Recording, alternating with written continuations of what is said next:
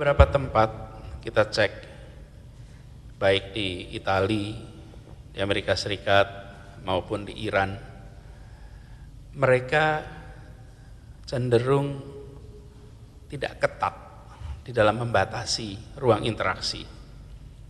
Begitu kasusnya meningkat drastis, baru dilakukan pengetatan. Tapi ada negara yang melakukan pengetatan dari awal. Ada Singapura, ada Vietnam, ada Selandia Baru. Mereka melakukan pengetatan dari awal. Pengendalian itu dilakukan. Nah, kami di Jakarta mengambil rute pengetatan di awal. Karena itu beberapa langkah kita lakukan di Jakarta ini. Pertama di tingkat internal jajaran Pemprov. Jadi kita akan membentuk tim review perizinan. Semua kegiatan-kegiatan yang akan diselenggarakan di Jakarta harus dilaporkan kepada tim review perizinan.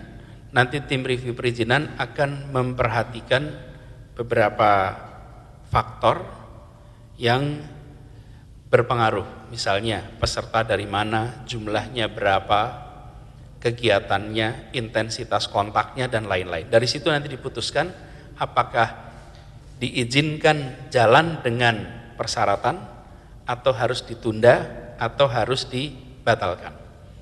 Ini untuk kita bisa mengendalikan interaksi agar tidak terjadi penularan yang tidak perlu. Kemudian yang kedua, Pemprov DKI Jakarta juga melakukan langkah-langkah untuk mencegah bila terjadi di jajaran.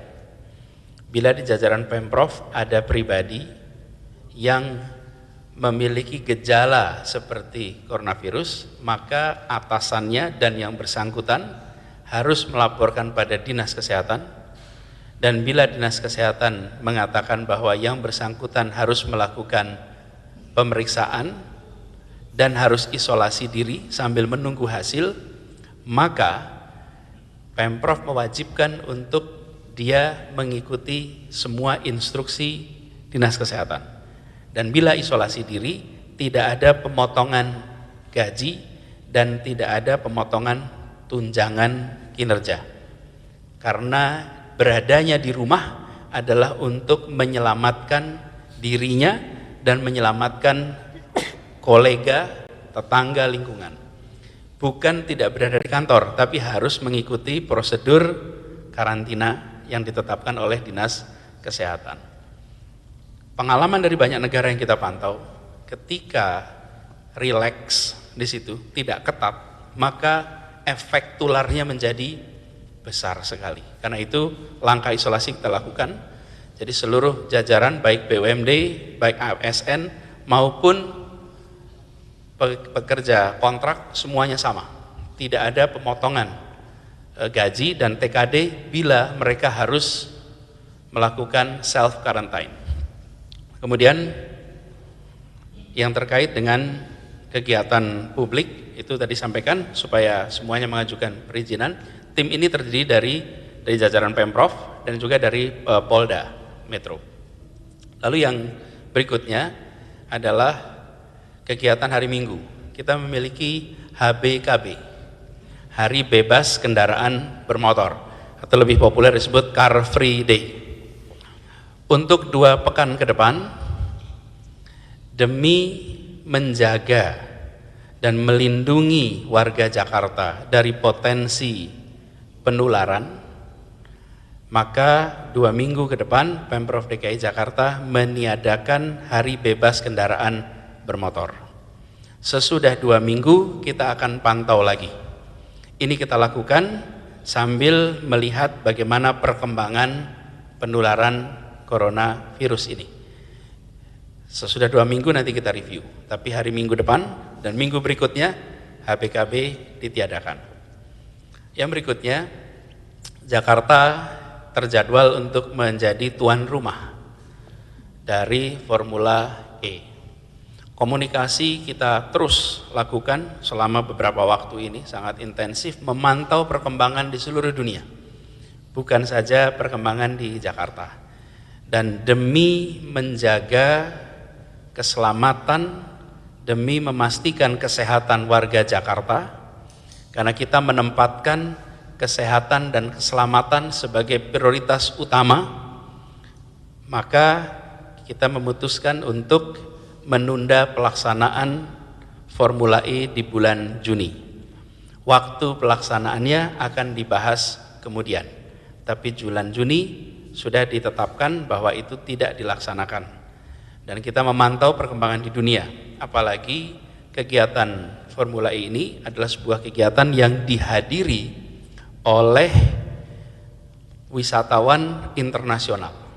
Resiko yang mungkin terjadi terlalu besar bagi Jakarta bila begitu banyak wisatawan datang dari negara-negara yang memiliki kasus coronavirus. Kita tidak ingin mengorbankan keselamatan warga demi pencapaian perekonomian. Memang Formula E ini memberikan dampak ekonomi yang besar, tapi bila punya risiko untuk warga, maka kita tunda. Dan alhamdulillah pihak Formula E dan pihak FIA menyetujui itu, sehingga hari ini kami di Jakarta dan mereka di Eropa akan bersama-sama mengumumkan bahwa Formula E bulan Juni tidak dilaksanakan.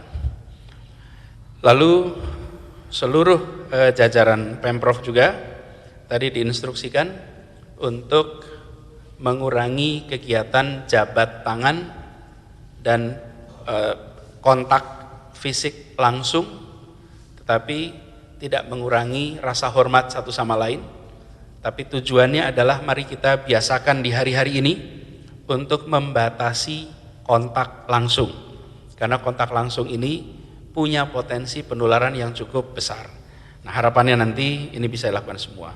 Yang terakhir, pencegahan penularan coronavirus ini tidak bisa hanya dilakukan oleh Pemprov DKI. Pemprov DKI sudah melakukan semua langkah sejak awal Januari. Teman-teman bisa lihat rekor yang dikerjakan oleh Dinas Kesehatan dari awal Januari terus-menerus. Kita siapkan semua langkah itu sebagai sikap bertanggung jawab, sekaligus menunjukkan bahwa prioritas kita adalah melindungi setiap tumpah darah Indonesia, karena itu perintah konstitusi yang menempel kepada kita. Dan kita laksanakan perintah konstitusi itu dengan sebaik-baiknya. Tapi ini tidak cukup hanya dikerjakan oleh pemerintah Pemprov DKI. Harus menjadi gerakan semesta yang harus dilakukan bukan hanya oleh aparat pemerintah, tapi oleh seluruh komponen masyarakat. Karena itu kami berharap langkah-langkah yang kami lakukan juga dikerjakan oleh private sector, perusahaan-perusahaan yang ada di Jakarta. Kami hanya bisa memberikan anjuran, bila ada salah satu staf pegawai yang ditengarai atau masuk dalam kategori orang dalam pantauan atau pasien dalam pengawasan, maka kami lakukan instruksikan untuk kerja di rumah dan tidak dikurangi penghasilannya. Bayangkan bila ada pelayan di sebuah restoran, lalu beliau masuk dalam kategori orang dalam pemantauan, harus diistirahatkan, maka dia akan mengalami dilema. Bila istirahat, penghasilannya hilang. Bila dapat penghasilannya, dia akan potensi memaparkan kepada yang lain. Karena itu ini harus dikerjakan sebagai sikap bertanggung jawab atas keselamatan seluruh komponen bangsa, khususnya ada di Jakarta. Jadi kami lakukan tindakan ini semua, tapi kami berharap ini bisa dilakukan juga oleh perusahaan-perusahaan yang ada di Jakarta untuk bersikap yang sama. Tadi kami sampaikan pentingnya melihat ini dalam perspektif dunia, bahwa kita baca berita Indonesia, kita baca berita Jakarta, tapi baca juga berita dunia. Kalau kita hanya baca berita Jakarta dan berita Indonesia, maka coronavirus itu masih kecil. Tapi bila lihat apa yang terjadi di dunia, ini besar. Nah, kita harus belajar, jangan mengulang kesalahan-kesalahan yang dilakukan di tempat lain, dan itu yang diikhtiarkan di Jakarta. Jadi kami berharap nanti itu bisa kita kerjakan sama-sama sebagai sebuah gerakan semesta, dan kami akan undang juga untuk berdiskusi langsung, menyamakan kesadaran dan menyamakan langkah-langkah untuk tiap-tiap lembaga yang ada di ibu kota ini.